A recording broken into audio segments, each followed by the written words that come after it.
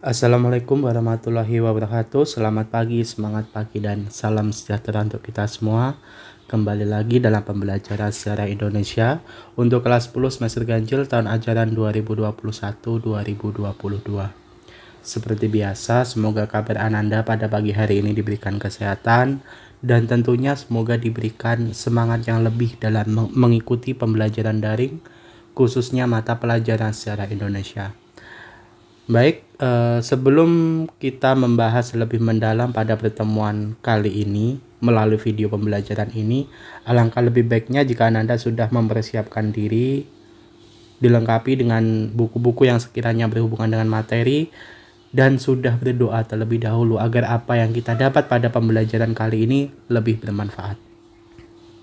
Nah, pada video pembelajaran kali ini di sini kita akan membahas tentang dinamika kehidupan awal masyarakat pada masa praaksara. Jadi di sini yang akan kita bahas itu adalah kehidupan masyarakat masa praaksara, yang artinya adalah masyarakat ketika sebelum mengenal tulisan. Nah, itu dinamika kehidupannya seperti apa, cara atau corak kehidupan mereka. Baik, langsung saja kita ke materi. Nah, pada video pembelajaran kali ini di sini ada peta konsep tentang kehidupan manusia praaksara, di mana dibagi menjadi 3 tahapan. Yang pertama adalah tahapan kehidupan, kemudian jenis manusia purba, dan asal-usul nenek moyang bangsa Indonesia. Nah, di sini fokus pembahasan kita adalah tentang kehidupan atau corak kehidupan, dan di mana di video pembelajaran selanjutnya itu nanti kita akan membahas asal-usul nenek moyang bangsa Indonesia, ya.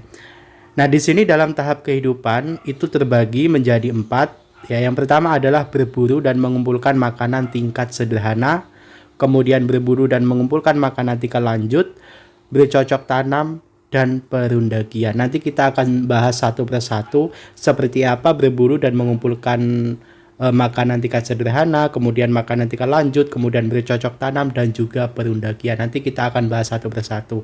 Nah, kemudian di sini untuk jenis-jenis manusia purba ini sudah kita bahas di video pembelajaran sebelumnya yang terdiri dari Meganthropus, Pithecanthropus, dan Homo, di mana Homo ini juga dibagi menjadi beberapa bagian, ya. Nah, kita lanjut ke materi. Nah, di sini yang pertama, materi yang akan kita bahas itu adalah tentang masa berburu dan mengumpulkan makanan tingkat sederhana. Nah, itu kira-kira seperti apa? Nah, pada masa berburu dan mengumpulkan makanan tingkat sederhana ini berlangsung pada kala Pleistosen. Nah, kemudian setelah itu pada masa ini manusia hidup berkelompok kecil. Tujuannya untuk apa? Yaitu untuk mempermudah dalam berburu dan melindungi kelompok. Nah, jadi pada masa berburu dan mengumpulkan makanan tingkat sederhana ini mereka hidup dalam kelompok kecil antara 5 sampai 10 orang, ya, di mana 5 sampai 10 orang ini juga ada jenis kelamin laki-laki maupun perempuan, bahkan juga ada anak kecil gitu. Nah, kemudian selanjutnya yang ketiga adalah pada masa ini juga manusia hidup berpindah-pindah atau nomaden, yang artinya apa? Berpindah dari satu tempat ke tempat yang lain. Karena pada masa berburu dan mengumpulkan makanan tingkat sederhana, ini hidup manusia kala itu menggantungkan pada alam. Jadi mereka tergantung pada alam. Jadi kalau misalnya di suatu tempat kemudian alam itu sudah habis dalam persediaan makanan untuk mereka, maka mereka akan mencari tempat baru yang terdapat sumber makanannya. Begitupun seterusnya, kalaupun misalnya sudah habis, mereka akan berpindah lagi untuk mencari makanan lain gitu. Karena pada masa berburu dan mengumpulkan makanan tingkat sederhana, kehidupan manusia kala itu benar-benar bergantung pada alam, yang artinya apa? Mereka masih belum mengenal yang istilah mengolah makanan lebih lanjut lagi. Tuh, jadi makanan-makanan di sini itu berasal dari tumbuh-tumbuhan. Nah, kemudian di sini gaya hidup nomaden ini bertujuan agar apa? Yaitu agar manusia pada masa itu mencari lokasi yang mampu mensuplai sumber makanan untuk mereka. Nah, jadi di sini ditegaskan lagi bahwa pada masa berburu dan mengumpulkan makanan tingkat sederhana, ini kehidupan mereka benar-benar tergantung pada alam, di mana alam menyediakan makanan untuk mereka, maka mereka akan datangi. Tapi kemudian ketika makanan itu habis yang disediakan oleh alam, maka mereka akan mencari tempat baru lagi. Tuh. Kemudian selanjutnya, pendukung kebudayaan ini adalah Pithecanthropus dan manusia wajak.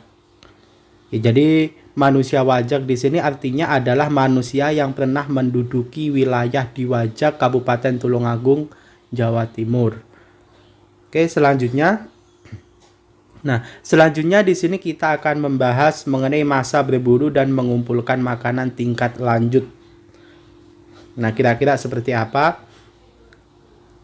Berburu dan mengumpulkan makanan tingkat lanjut. Nah, yang pertama adalah pada masa ini mulai timbul usaha untuk tinggal secara tidak tetap di gua-gua alam atau gua payung atau curug yang berada di dekat pantai. Jadi pada masa berburu dan mengumpulkan makanan tingkat lanjut, kehidupan mereka sudah tidak nomaden lagi, yang artinya sudah tidak berpindah-pindah. Mereka bisa dikatakan semi menetap, tetapi menetapnya itu di gua-gua, di mana biasanya gua-gua ini lebih dekat dengan sumber air atau berada di dekat pantai. Tuh.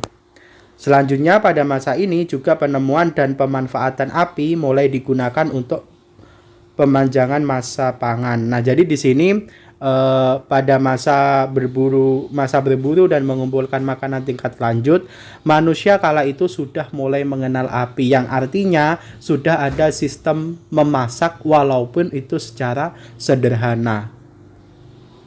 Kemudian yang ketiga, berdasarkan hasil penelitian ditemukan cikal bakal pertanian dengan berpindah-pindah menyesuaikan dengan kondisi kesuburan tanah.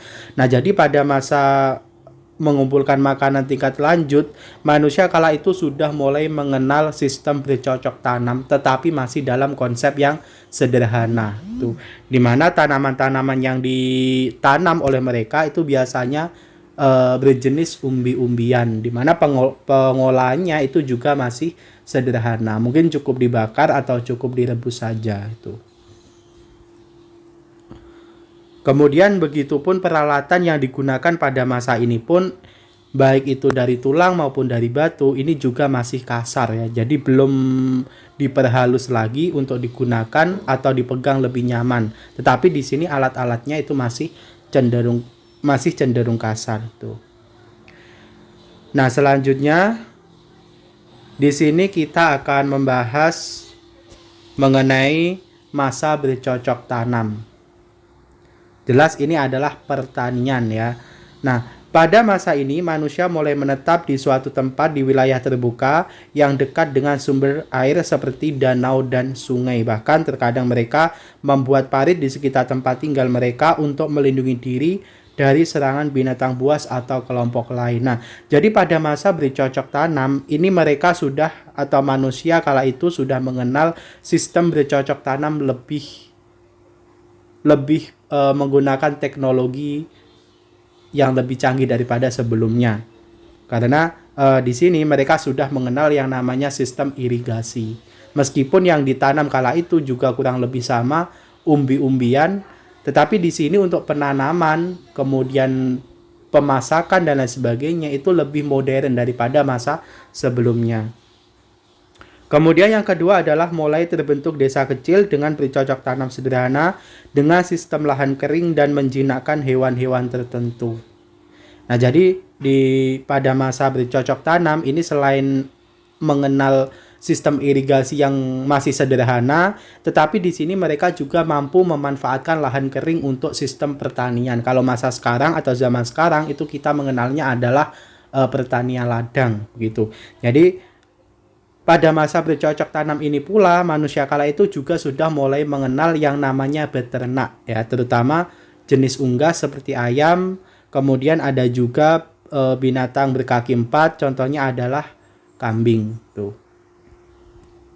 Kemudian mengenal sistem barter dan konsepsi kepercayaan yaitu animisme dan dinamisme. Nah, sistem barter di sini ini adalah ekonomi menukar barang dengan barang.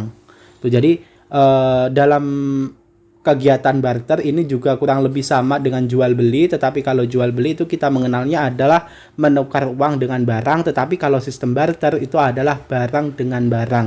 Jadi kita akan menukar barang yang kita punya dengan barang yang belum kita punya untuk melengkapi kebutuhan kita sehari-hari. Itu namanya adalah sistem barter. Kemudian pada masa ini juga sudah mengenal kepercayaan animisme dan dinamisme, di mana kepercayaan animisme ini merupakan kepercayaan untuk menyembah roh nenek moyang. Kemudian kalau dinamisme itu semacam menyembah kayu yang berukuran besar atau batu dan lain sebagainya, di mana konsepnya di sini adalah benda mati. Nah, kemudian di sini pada masa bercocok tanam, manusia kala itu juga sudah mulai mengenal yang namanya seni lukis. Tapi seni lukis di sini masih sederhana, di mana gambar-gambar yang dilukis itu biasanya adalah hewan seperti gajah, kemudian harimau, anjing, ular dan lain sebagainya, di mana setiap gambar atau yang disimbolkan kepada binatang tadi itu mempunyai filosofinya masing-masing. Contohnya ketika mereka menggambar gajah, berarti kehidupan mereka di situ lebih sering berburu binatang gajah, seperti itu. Kemudian pada masa ini juga sudah mulai mengenal yang namanya konsep potong tangan, yang melambangkan bahwa orang tersebut sedang berduka kalau pada masa sekarang. Bahkan konsep potong tangan ini juga masih ada sampai sekarang di salah satu suku di Papua. Jadi kalau misalnya sedang berduka itu akan potong jarinya, ya, lebih tepatnya itu adalah potong jari. Nah, artinya apa? Itu menggambarkan kedukaan mereka ketika meninggal oleh keluarganya. Nah, kemudian selanjutnya yang terakhir adalah masa perundagian. Nah, pada masa ini manusia kala itu sudah mulai mengenal barang-barang yang terbuat dari logam. Meskipun teknik pembuatannya itu secara sederhana. Salah satunya adalah teknik bivalve. Nah, di sini disebut juga the Bronze Iron Axe, berasal dari kata undagi dalam bahasa Bali. Undagi berarti sekelompok masyarakat atau golongan yang mempunyai kepandaian atau keterampilan jenis usaha tertentu. Jadi dalam peralatan kehidupan mereka sehari-hari, di sini mereka sudah mulai mengenal peralatan yang terbuat dari logam.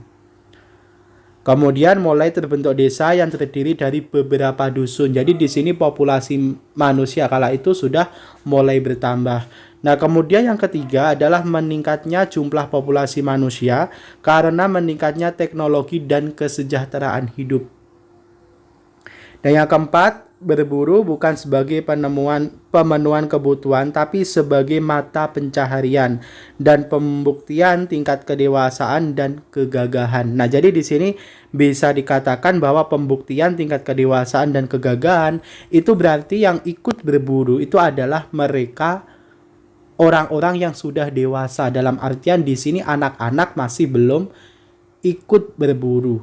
Gitu. Jadi mereka bisa dikatakan dewasa kalau mereka sudah ikut berburu, seperti itu.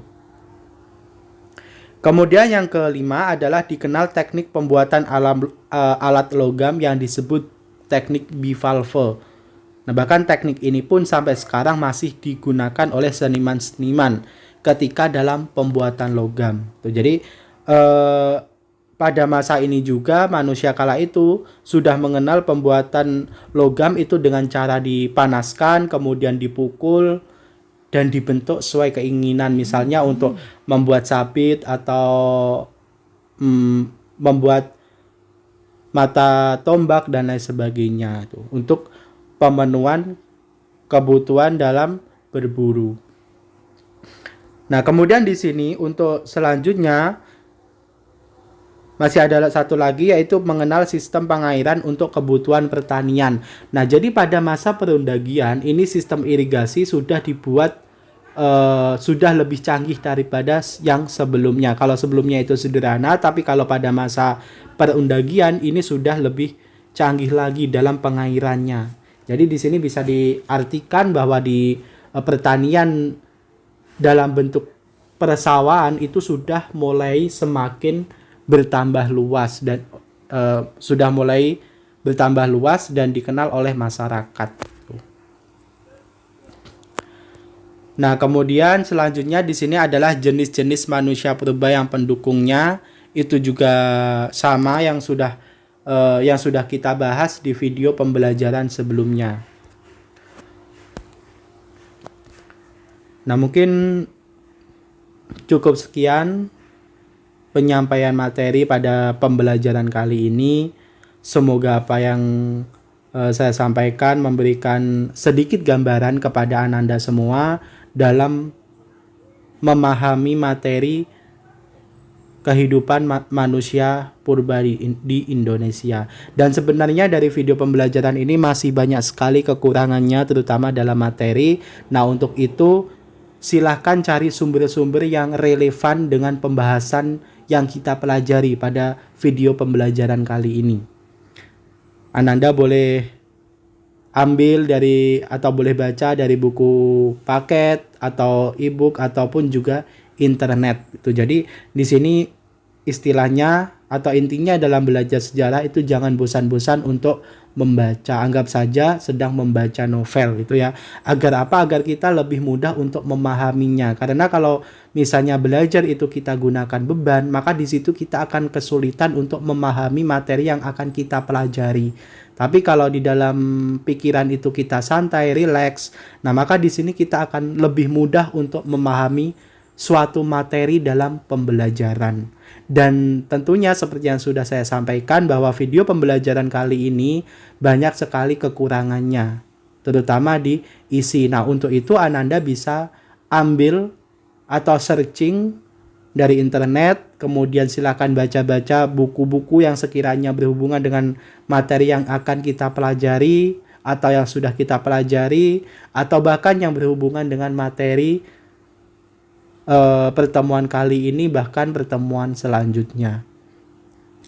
Demikian pembelajaran hari ini, kurang lebihnya dari saya mohon maaf. Jangan lupa untuk subscribe, like, komen, dan juga share video pembelajaran ini agar lebih bermanfaat. Kurang lebihnya mohon maaf. Wassalamualaikum warahmatullahi wabarakatuh.